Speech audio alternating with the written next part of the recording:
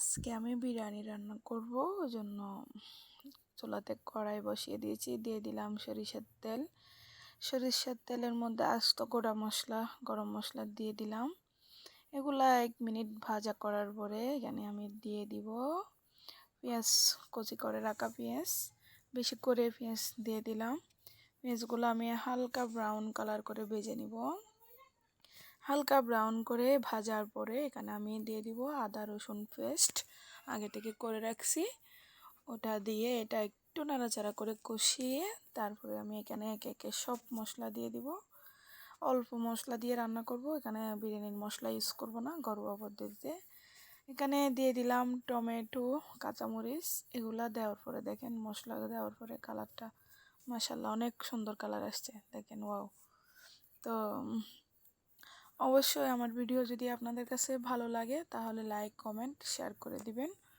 এখানে এটা আমি ভালো করে কষানোর পরে এখানে গরম মশলা দিয়ে দিলাম, জিরার গুঁড়া, গরম মশলা দিয়ে আরেকটু ভালো করে কষিয়ে নেব। কষানো হয়ে গেলে এখানে আমি দিয়ে দিব ছোট ছোট টুকরা করে কেটে রাখা গাজর আর আলু। গাজর আলু দিয়ে বিরিয়ানিটা রান্না করলে ঘরোয়াভাবে আমার কাছে খুবই ভালো লাগে, ভাবলাম ওরকম করে রান্না করি। আসলে এই কদিন মাছ মাংস খেতে খেতে বিরক্ত চলে আসছে, কিচ্ছু ভালো লাগে না, তাই ভাবলাম এভাবে একটু রান্না করে দেখি।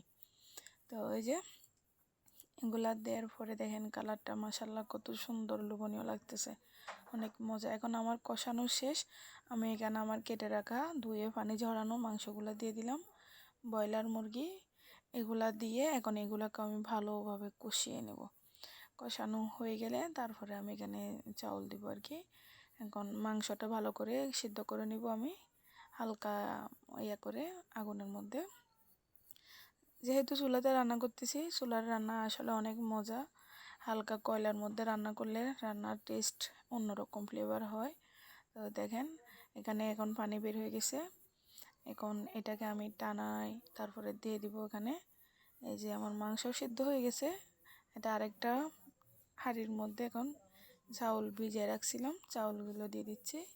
চাউলগুলো দেওয়ার পরে এখানে একটু করে এটা নাড়াচাড়া করে ভালো করে তারপর আমি এখানে গরম পানি দিব।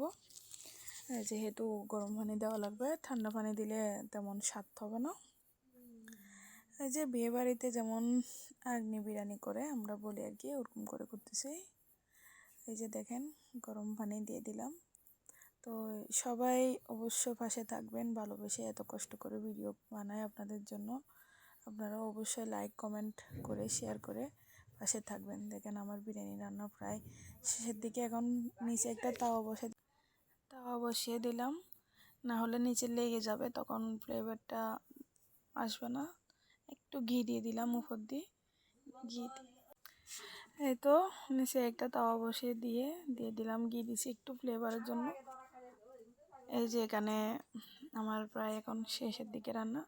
সবাই পাশে থাকবেন ভালোবেসে। আল্লাহ হাফেজ, আজকে পর্যন্ত, আসসালামু আলাইকুম।